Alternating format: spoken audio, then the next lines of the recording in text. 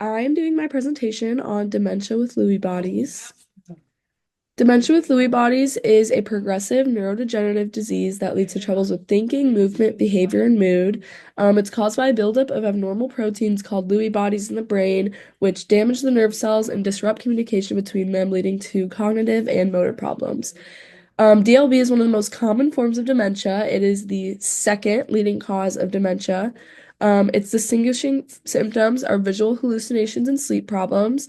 The patient actually acts out their dreams while they're asleep with DLB, which I think is super interesting.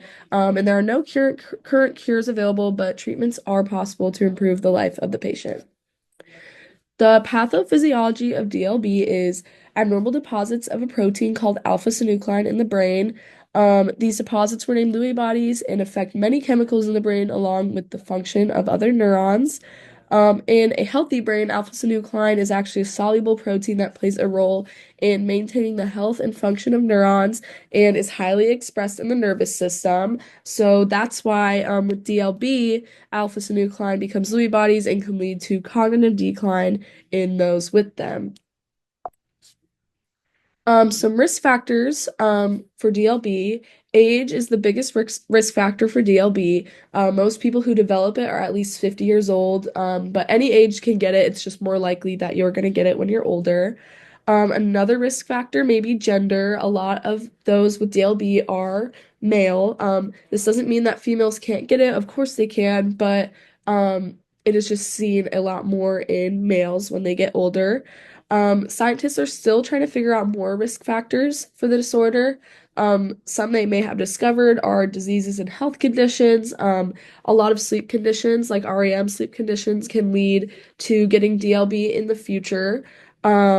Genetics, it is not hereditary disease, but having a family member with the disorder may increase your chance of developing it later in life. But at this time, there's no genetic test or anything that can prove whether or not someone will develop it. And then lastly, lifestyle. There's no specific lifestyle that predicts DLB, but a healthier lifestyle obviously may decrease your risk of getting DLB according to some studies.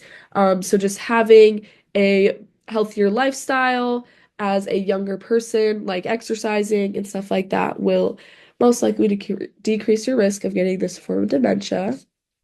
Some symptoms of DLB may include visual hallucinations, signs of Parkinson's disease, and movement problems, so tremors and stuff like that. Poor regulation of bodily functions. DLB can affect the autonomic nervous system, so this can lead to sudden blood drops, dizziness, falls, and trouble controlling their bladder, and a lot of other things. Cognitive problems, sleep problems, especially with REM sleep, varying attention, depression, apathy. And these symptoms could lead to complications like severe dementia, aggressive behavior, increased risk of falling or injury, worsening of those Parkinson's symptoms, and even death. Some special considerations that I thought were important is the tie between DLB and REM sleep. In Lewy body dementia, disturbances of sleep arousal, including insomnia, excessive daytime sleepiness, REM sleep behavior disorder, obstructive sleep apnea, and restless leg syndrome are all common. These can greatly negatively impact the patient's everyday life and their sleep cycle.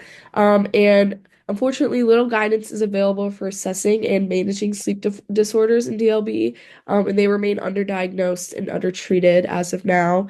And I would really just like to know why exactly these sleep behaviors occur and if they have anything to do with the interesting hallucinations seen in patients with DLB, which I also find very intriguing.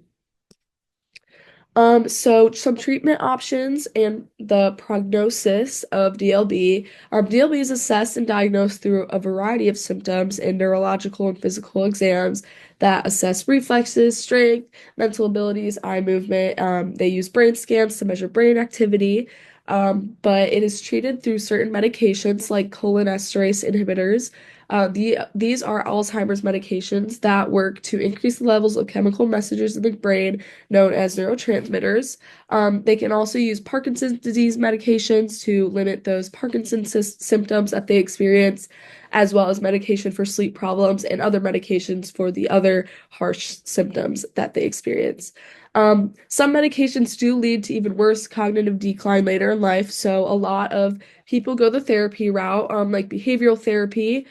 And then some lifestyle and home remedies are good treatment options like exercise, brain stimulation, social activity within the home and with their caregivers. And then unfortunately, there's not yet a cure for DLB, but using these treatments all together can help improve the overall quality of life for the patient. And then here are my references, and that is it. Thank you.